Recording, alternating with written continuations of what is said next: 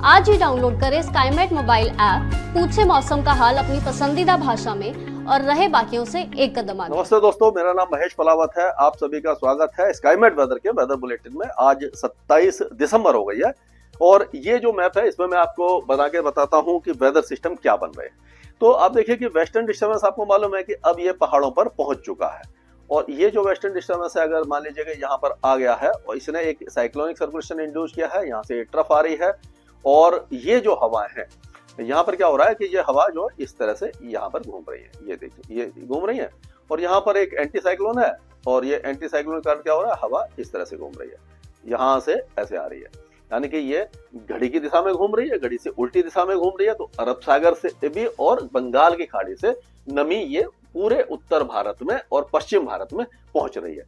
तो ये सारा जो भी फंडा है, यानी कि जो वेदर का प्रेडिक्शन है, वो इसी पर डिपेंड करता है कि हवाएं कहां से चल रही हैं, क्या डायरेक्शन है और प्रेशर कैसा है, यानी कि वायु दाब क्या है।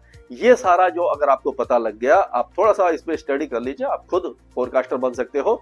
और इसमें क्या होगा कि जैसे ये साइक्लोनिक सर्कुलेशन है, या घड़ी की उल्टी दिशा में हवा घूम रही है तो ये ऊपर उठ रही है, ऊपर उठेगी तो ठंडी होगी और इसमें जो नमी होगी वो बादल कंडेंस होकर बादल बनेगा और बारिश होगी। उसी तरह से यहाँ पर हवा नीचे आ रही है लेकिन ये इस तरह से घूम रही है, तो यहाँ से भी नमी यहाँ पर आ रही है। ये दिल्ली, हरियाणा, पंजाब, उत्तराखंड, ये सारे इलाकों में और मध्य प्रदेश, राजस्थान, ये महाराष्ट्र, इन सभी इलाकों में ये देखिए नमी दोनों तरफ से यहाँ से ये आ रही है, ये आ गई नमी। ये पूरा इलाका जो है आप देखोगे कि यहाँ पर पूरे में ये मॉइस्चर आ गया, ये पूरा इलाका। तो इसी को आप देखेंगे, ये मैप में मैंने बनाया, ये साइक्लोनिक सर्कुलेशन है, एंटी साइक्लोन है, एक साइक्लोनिक सर्कुलेशन है, या लो प्रेशर एरिया है, हवा यहाँ से भी आ रही है, यहाँ से भी आ रही है, दोनों तरफ से ये यहाँ पर नमी बढ़ रही है।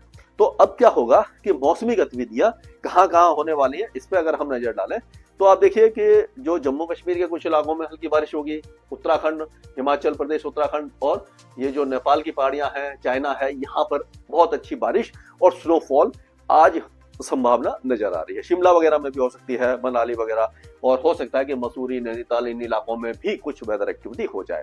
तो यानी काफी दिनों के बाद 23 तारीख के बाद 27 तारीख को, यानी एक के बाद एक वेस्टर्न डिस्टर्बेंस आ रहे हैं। दिसंबर के शुरुआती दौर में आपने देखा था कि स्नोफॉल हुआ था, उसके बाद 23 और 24 में हुआ, अब 27 और 28 को हो रहा है। तो ये जो स्नोफॉल लगातार हो रहा है, इसका असर पहाड़ों पर दिखाई दे रहा है और पहाड़ सफेद हो गए हैं, जो व्हाइट क्रिसमस हो गई, क्योंकि उससे पहले ये बर्फबारी हो गई। अब नए साल में भी आप आनंद उठा सकते हैं जाकर के। नए साल के समय बर्फबारी नहीं होगी, उस समय लाइव स्नोफॉल आपको नहीं मिलेगा, लेकिन ऑलरेडी जो बर्फ है वो पिघलेगी नहीं, तब तक आप जाएंगे तो आप वहां पर एंजॉय कर सकते हैं।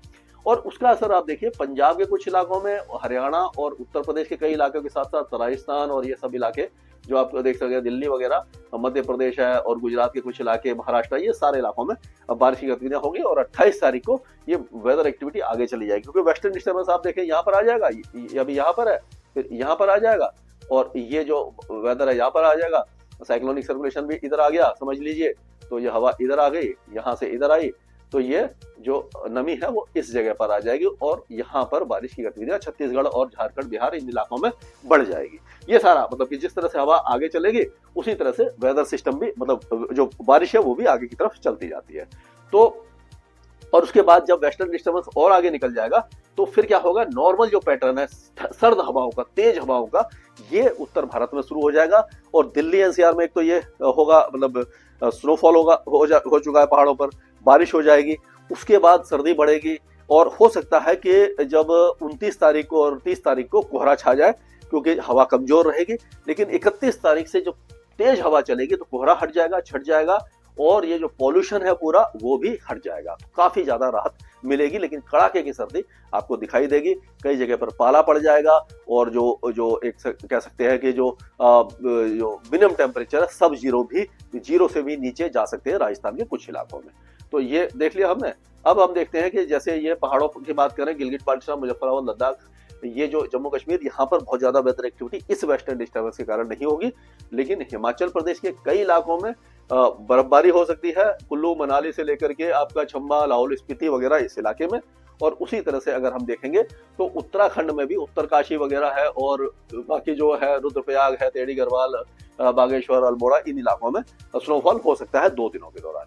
पंजाब में अभी हल्की बारिश की उम्मीद है, पठानकोट, गुरदासपुर, अमृतसर, होशियारपुर में, और बाकी फतेहगढ़ साहब, संगरूर, पटियाला वगैरह इन इलाकों में भी लाइट रेन हो सकती है।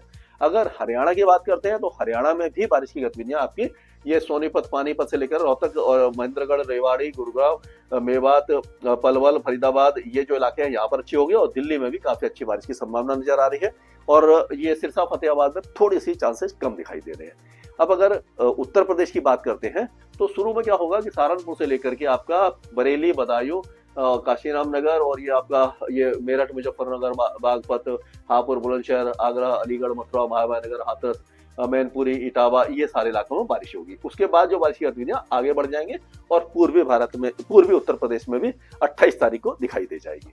और अगर बिहार की बात करते हैं तो बिहार में 28 तारीख को बक्सर भोजपुर पटना नालंदा जहानाबाद और ये रोहतास और औरंगाबाद गया नवादा इन इलाकों में शेखुपुरा वगैरह बारिश हो सकती है।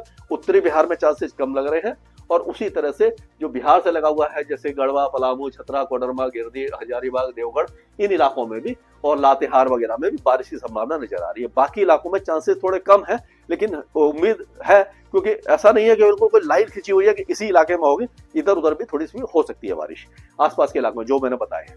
लेकिन पश्चिम बंगाल पूरी तरह शुष्क रहेगा, यहाँ पर ये वेदर सिस्टम का कोई असर दिखाई नहीं देने वाला है।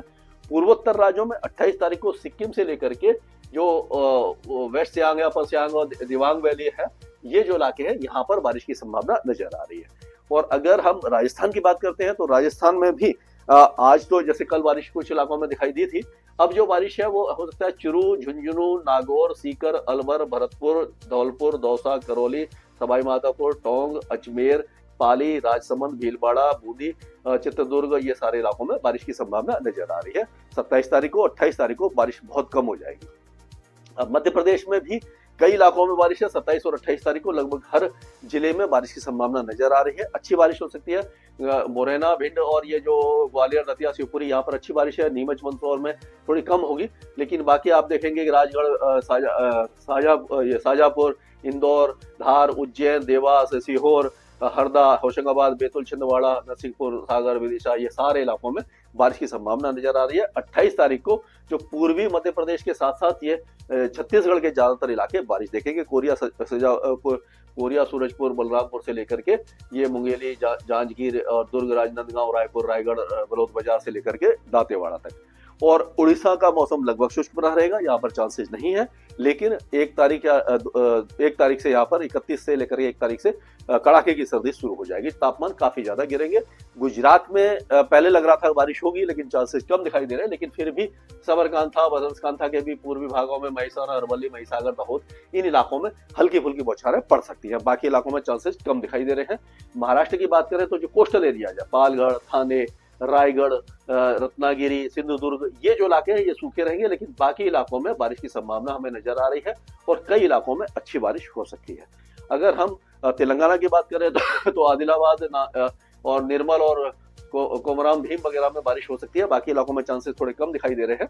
और उसी तरह से आंध्र प्रदेश में भी जो दक्षिणी आंध्र प्रदेश है यहीं पर बारिश है, कोस्टल में कम हो जाएगी। और अगर हम कर्नाटक की बात करें तो कर्नाटक के ज्यादातर इलाकों में हल्की फुल्की बारिश रहेगी, लाइट रेन ही रहेगी। और अगर केरल में बात करते हैं तो केरल में हल्की फुल्की बारिश कई इलाकों में रहेगी।